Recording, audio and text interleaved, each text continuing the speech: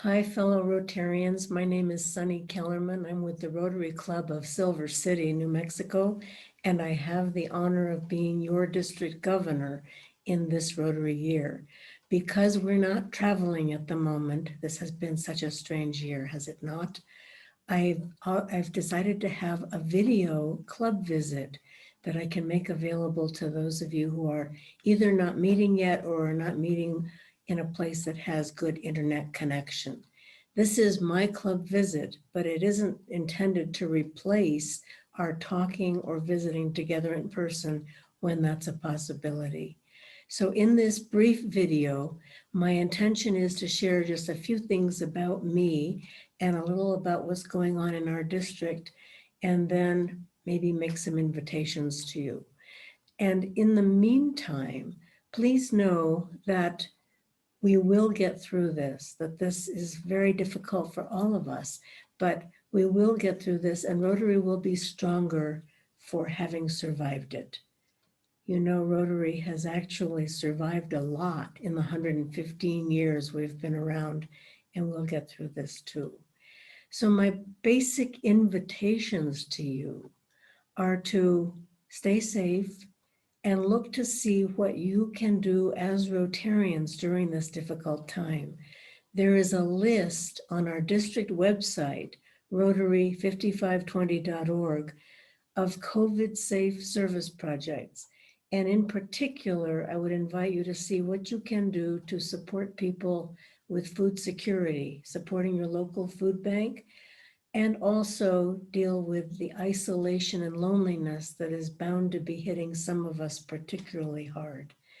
You may discover that your own members would appreciate a phone call or a note or a card, and that there may be people in your community who need some reaching out as well, veterans or nursing home residents, or just people who are living alone and can't get out. So Rotarians, see what you can do to make a difference during these times. You can find out more information about me on our district website also. There's a full biography there. So let me begin by sharing a quick story with you about how I got into Rotary. It's almost ancient history now, but it still has lessons, I think, for now and for the future. It was 1990 when I first heard about Rotary. I was working at the Hunger Project in San Francisco, and I was in charge of a service project initiative to do presentations to all service organizations about the difference between famine and chronic persistent hunger. I was invited to attend a Rotary International Convention. It was in Portland, Oregon, and it was quite an amazing experience. The first thing that happens in a Rotary International Convention is a parade of flags. And one flag is carried across the stage for every country in which Rotary has a presence. And Rotary is in more countries and territories than the United Nations.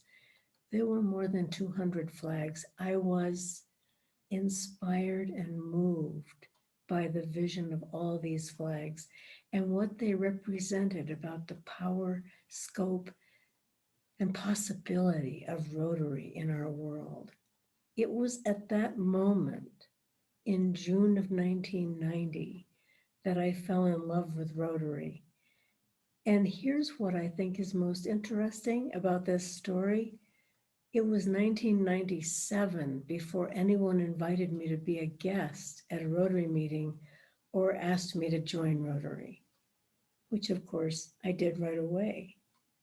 Now there's one more piece to this story, which is that 3 weeks after I joined Rotary, I almost quit.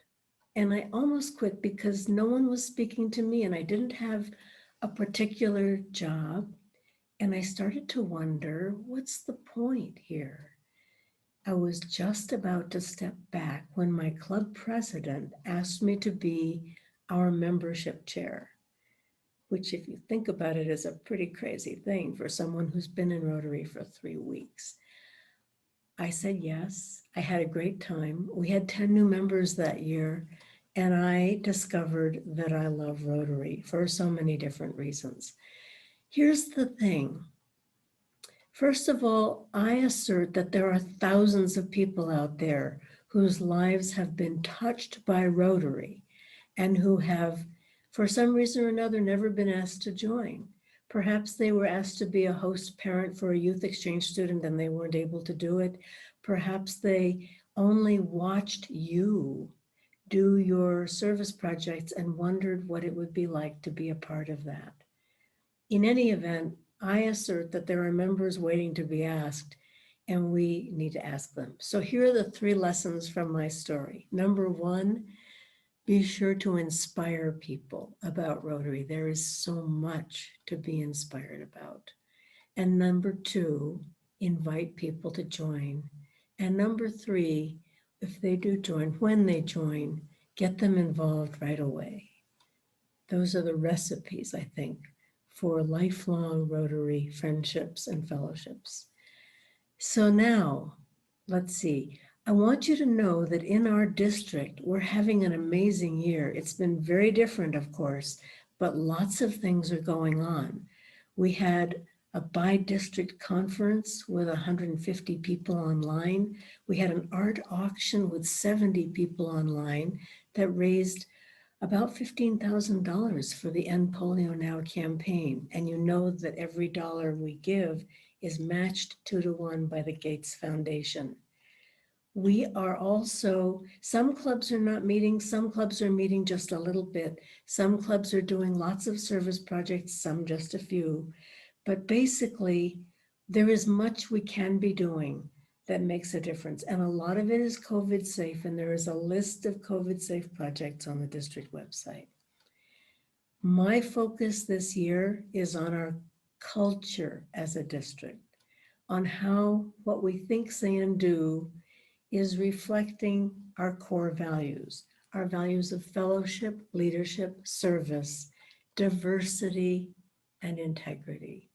So I'm looking for a culture, boosting, if you will, our culture of kindness and respect, a culture of collaboration with other clubs, with one another, and a culture of innovation and creativity as we figure out how to do what we do in these very different times, how to stay connected and active and of service while we're being asked to stay apart.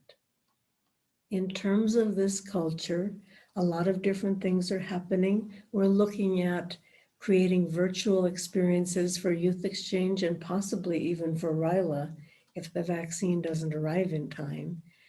And we are doing fundraising online. We are doing outdoor service projects. We're doing lots of different things.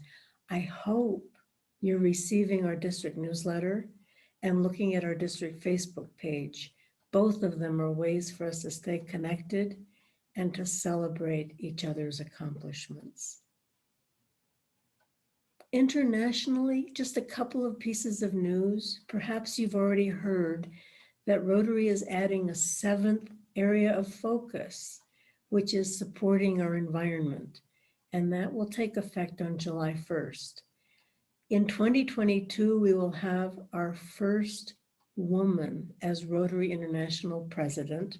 Her name is Jennifer Jones. She's from Canada, and she's remarkable. You're going to love her. I'll wait for you to hear more about that in a little bit. Let's see, internationally as well, it's been a slow year for polio fighting because of COVID, but the infrastructure we put in place to end polio has been used to fight COVID as well around the globe. And in August, the World Health Organization certified the Africa region as polio-free. This is a huge accomplishment, one that we can all be proud of. In 1996, 75,000 children a year were getting polio in Africa.